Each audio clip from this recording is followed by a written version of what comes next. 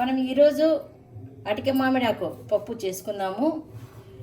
ఈ అటిక మామిడాకు అనేది ఇప్పుడు మీకు చూపిస్తున్నాను చూడండి, ఇలా ఉంటుంది. దీన్ని ఎర్రగలిజేరు, తెల్లగలిజేరు అని అంటారు. ఇప్పుడు మనం చేసేది ఎర్రగలిజేరు ఆకు. ఇది మనకు ఇది మెడిసినల్ లీవ్స్ ఉన్నది, మనకు చాలా బాగా ఉంటుంది. ఈ ఆకు వల్ల ప్రయోజనాలు ఏమిటో మీకు చెప్పనా ఒకసారి. మనకు కిడ్నీస్లో స్టోన్స్ వస్తే చాలా సఫర్ అయ్యి మెడిసిన్స్ అన్నీ వాడుతూ ఉంటాము. కానీ ఈ ఆకు తరచుగా పప్పు చేసుకోవడం కానీ, తాలింపు చేసుకోవడం కానీ చేసుకొని తినడం వల్ల మనము కిడ్నీలో స్టోన్స్ కరిగిపోతాయి. డయాలసిస్ పేషెంట్స్ కూడా చాలా బాగా క్యూర్ అయ్యేటువంటి, అంటే డయాలసిస్ చేసుకోవాల్సిన అవసరం లేకుండా కూడా క్యూర్ అయ్యేదానికి ఉన్నటువంటి పోషకాలన్నీ కూడా ఈ ఆకులో ఉన్నాయి. ఇది ఎక్కువగా మనకు మార్కెట్లలో ఎక్కువ దొరకదు, ఎప్పుడో రేర్గా దొరుకుతుంది. కానీ జస్ట్ బయట ప్లేసెస్లో, అంటే ఓపెన్ ప్లేసెస్లోనే మనకు చెట్లలో ఎక్కువగా వస్తుంది. పొలాలు అయితే ఒక కలుపు మొక్కలాగా వస్తుంది. ఇప్పుడు నేనైతే ఇది మా ఆఫీస్ ఎదుట బయట ఓపెన్ స్పేస్లో ఉంటే నేను తీసుకొని వచ్చాను. ఈరోజు ఈ ఆకుతో పప్పు ఎలా చేస్తామనేది మీకు ఒకసారి చెప్తాను. పప్పు కావాల్సినటువంటి పదార్థాలు: కందిపప్పు, పచ్చిమిర్చి, టమోటా, అటిక మామిడాకు చిన్న ముక్కలుగా ఈ విధముగా, అంటే జస్ట్ చూడండి ఇలా చిన్న చిన్న ముక్కలుగా కట్ చేసుకుంటాం. ఇది కత్తితో కూడా కట్ చేయాల్సిన అవసరం లేదు, జస్ట్ చేత్తో తుంచడమే చేసేది. ఈ ఆకును బాగా ఇలా కట్ చేసుకొని ఒక 2-3 సార్లు ఉప్పు వేసి కడగండి. ఎందుకంటే మట్టి ఉన్న, మనము ఓపెన్ స్పేస్లో పెరిగే ఆకు కాబట్టి మట్టి ఉన్నా కూడా ఉప్పు వేస్తే నీట్గా ఆకు మట్టి అనేది లేకుండా ఏదైనా పురుగు ఉన్నా కూడా కిందికి వెళ్ళిపోతుంది, చాలా బాగా వస్తుంది.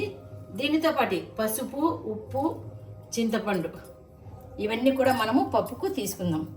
ఇప్పుడు ఎలా చేయాలనేది మీకు తెలియజేస్తాను. ఇలా ఉంది కదా, దీన్ని జస్ట్ ఈ విధంగా అంతే ఇలా ఇలా చేస్తే సరిపోతుంది. మనం ఈ విధంగా కొమ్మలు కొమ్మలుగా, అంటే కాడలతో సహా మనము ఈ విధంగా చేసుకోవాలి. ఇలా చేసుకునేటువంటి ఆకు ఆల్రెడీ నేను రెడీ చేసి పెట్టాను చూడండి. దీన్ని కడిగి కూడా రెడీగా పెట్టుకున్నా. మీకు జస్ట్ ఇది ఎలా కట్ చేసుకోవాలనే విధానం కోసం నేను చూపించాను అంతే. ఇప్పుడు ఇది ఆల్రెడీ కడిగి రెడీగా చేసి పెట్టుకున్నటువంటి ఆకు. మనకు కావాల్సినటువంటి పప్పు క్వాంటిటీ తీసుకోవాలి. జనరల్గా ఇంత కప్పు చేస్తున్నామంటే కనీసం 5-6 మంది ఇంట్లో ఉంటే ఏమైనా కప్పు వేసుకోవచ్చు. నాకైతే మా ఫ్యామిలీకి ఏమైనా సరిపోతుంది. దీన్ని తీసుకున్నాను. దీన్ని కడిగి మీకు మళ్ళీ చూపిస్తాను.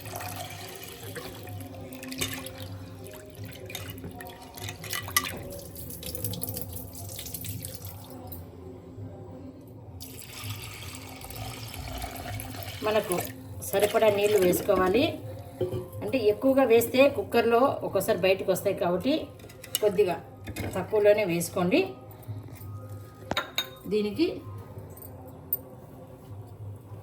ఒక 1/2 స్పూను పసుపు వేస్తున్నాను.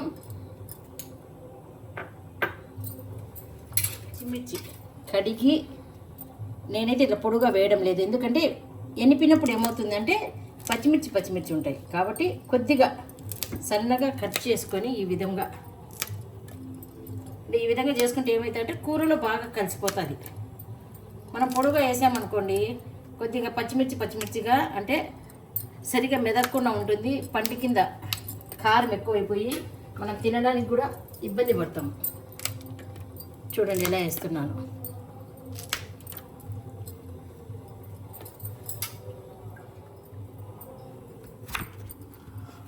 టమోటా ఈ విధంగా ఒక 8 పీసులుగా కట్ చేసుకుంటున్నాను. టమోటా మొత్తం అలాగే వేస్తే ఉడికినా ఎనిపేటప్పుడు ఇబ్బంది అనిపిస్తుంది అనమాట మనకు. కాబట్టి కొద్దిగా ఏదైనా కూడా పప్పు చేసేటప్పుడు చిన్న చిన్న పీసులుగా చేసుకున్నాం అనుకోండి, పప్పులో మనకు పంటి కిందికి చూసేదానికి కూడా లిక్కు లేకుండా, పంటి కిందికి పడే విధంగా లేకుండా చక్కగా ఉడుకుతాయి. అందుకని ఈ విధంగా నేను టమోటా కూడా వేసుకుంటున్నాను.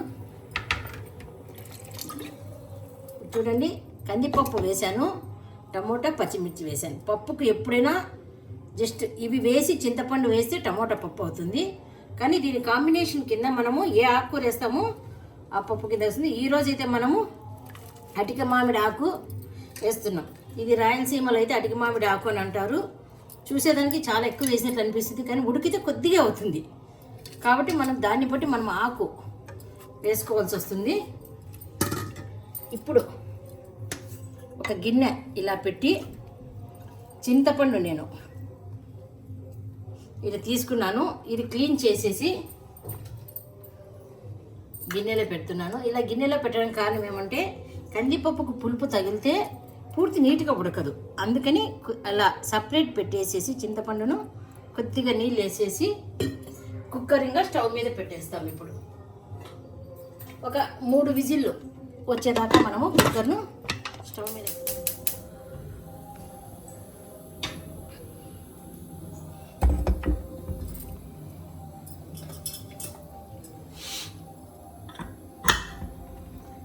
ఇలా పెట్టి ఒక 3 విజిల్లు వచ్చే వరకు మనము స్టవ్ను ఆన్ చేసుకొని ఉంచుదాం.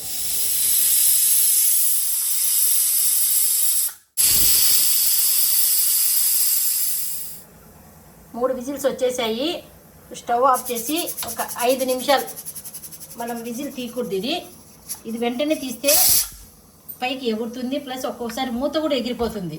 కాబట్టి ఇలా అన్నప్పుడు సౌండ్ రాకూడదు అనమాట. అంటే విజిల్ సౌండ్ తగ్గిపోతుంది, ప్రెజర్ తగ్గిపోతుంది. అప్పుడు మాత్రమే మనము విజిల్ తీసేసి పప్పు తయారు చేసుకుందాం. చూడండి, విజిల్ మొత్తం పోయింది. పప్పు ఉడికింది. దీన్ని మనము ఇప్పుడు ఒక గిన్నెలో వేసి మెత్తగా ఎనుపుదాము.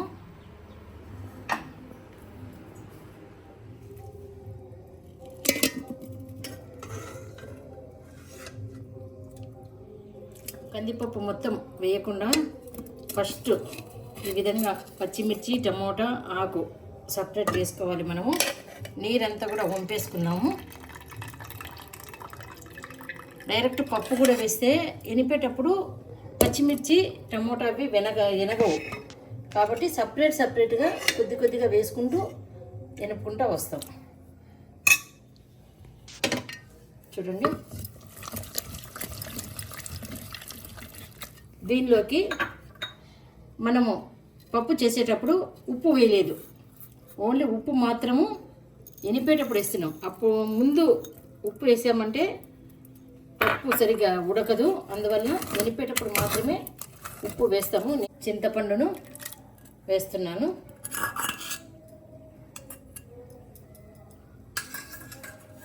నేను మధ్యలో వేసాను. మొదట ఎందుకే లేదంటే ఎక్కువ లూజ్గా ఉంటుంది కాబట్టి మిర్చి అవి తినగడానికి కొద్దిగా ఇబ్బందిగా వస్తుంది. కాబట్టి వాటరు చింతపండులో ఉంటుందని నేను మధ్యలో వేస్తున్నాను. బాగా ఎనిపిన తర్వాత ఫైనల్గా కందిపప్పును వేస్తున్నాను. ఇప్పుడు కందిపప్పులో కొద్దిగా నీరు ఎక్కువ ఉంది. అంటే నేను వేసిన వాటిలో కొద్దిగా నీరు ఎక్కువ ఉంది కాబట్టి మనం ఏం చేస్తామంటే ఈ నీరు కొద్దిగా వంపేస్తాం. ఫస్ట్ తగినంత మాత్రమే వేసుకోండి. నీరు తక్కువ ఉన్నప్పుడు డైరెక్ట్ వేయండి. ఎక్కువ అయితే ఈ విధంగా కొద్దిగా గిన్నెలో వంపేసుకొని కందిపప్పుని పప్పులో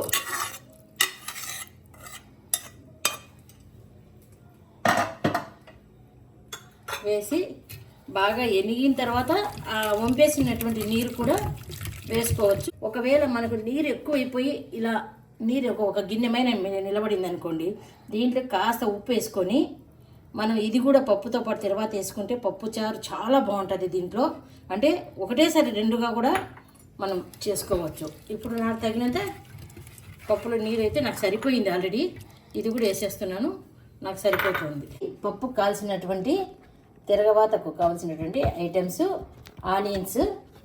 ఆనియన్ ఈ విధంగా మనము తొక్క తీసేసి ఇట్లా హాఫ్గా చేసుకొని సన్నగా కట్ చేసుకుంటే, చూడండి ఎంత సన్నటి ముక్కలుగా చేస్తున్నాను. ఈ విధంగా తిరగవాతకు రెడీ చేసుకోవాలి.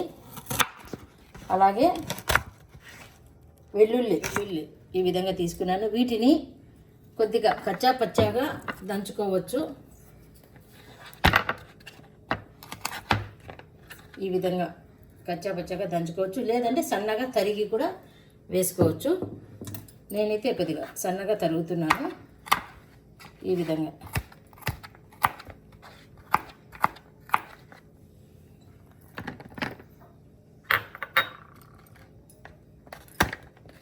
ఇలా సన్నగా వేయడం వల్ల ఏమవుతుందంటే మనకు తెలియకుండానే మనము వెల్లుల్లిని కూడా అన్నంలో కలుపుకొని తినేస్తాము.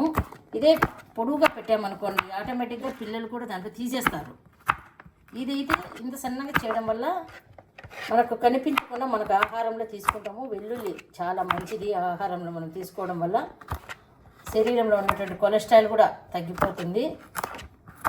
అలాగే ఈ అటిక మామిడాకులో నేను ఇంకొక మంచి ప్రయోజనం ఉంది, అది చెప్పడం మర్చాను. అదేంటంటే షుగర్లో కూడా ఇన్సులిన్ లెవెల్స్ను తగ్గిస్తుంది. అంటే షుగర్ పేషెంట్స్కు అటిక మామిడాకు చాలా మంచిది. కాబట్టి మీరు అప్పుడప్పుడు ఈ ఆకు తెప్పించుకొని తాలింపు కానీ పప్పు కానీ చేసుకోండి, తొందరగా రికవరీ అవుతారు. ఇప్పుడు చూడండి, ఆనియన్స్ వేసాను, వెల్లుల్లి రెడీ అయింది, ఆవాలు, ఎండుమిర్చి, కడిగి పెట్టుకున్నటువంటి కరివేపాకు. ఇప్పుడు మనము తిరువాత వేసుకుందాం. ఒక 2 స్పూన్లమైన ఆయిల్ వేసుకోవాలి. బాండి బాగా కాలింది, వేడెక్కింది. చూడండి, 2 స్పూన్లు ఆయిల్ వేసాను. దీనిలోకి ఆవాలు జీలకర్ర మనం రెడీగా కలిపి పెట్టుకోవాలి. ఆనియన్స్, సన్నగా తరిగి పెట్టుకున్నటువంటి వెల్లుల్లి, ఆనియన్స్ 2 వేసేసాను. ఇట్లా పొడుగా వేసుకోవచ్చు, లేదంటే కట్ చేసుకొని కూడా మనం వేసుకోవచ్చు.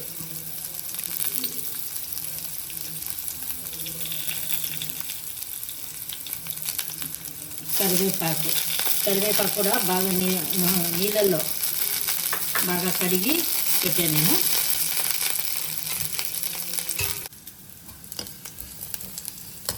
బాగా ఎర్రగా వేగింది. ఎక్కువసేపు వేగనిస్తే మరీ నలుపు వస్తుంది, రుచి రాదు. ఇప్పుడు చూడండి, బాగుంది. ఆనియన్స్, వెల్లుల్లి బాగా ఎర్రగా వచ్చాయి. ఇప్పుడు స్టవ్ ఆఫ్ చేసుకొని మనము పప్పులో కలుపుకుందాం.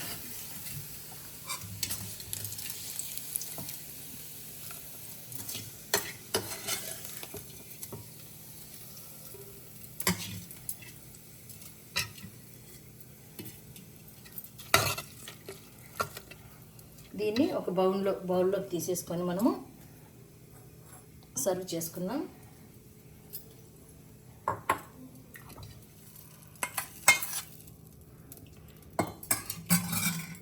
చూడండి, అటిక మామిడాకు పప్పు రెడీ. మీరు కూడా ఈ పప్పు చేసుకొని ఆరోగ్యంగా ఉంటారని కోరుకుంటున్నాను. మీకు ఈ వంటకం నచ్చితే లైక్ చేయండి, సబ్స్క్రైబ్ చేయండి, షేర్ చేయండి.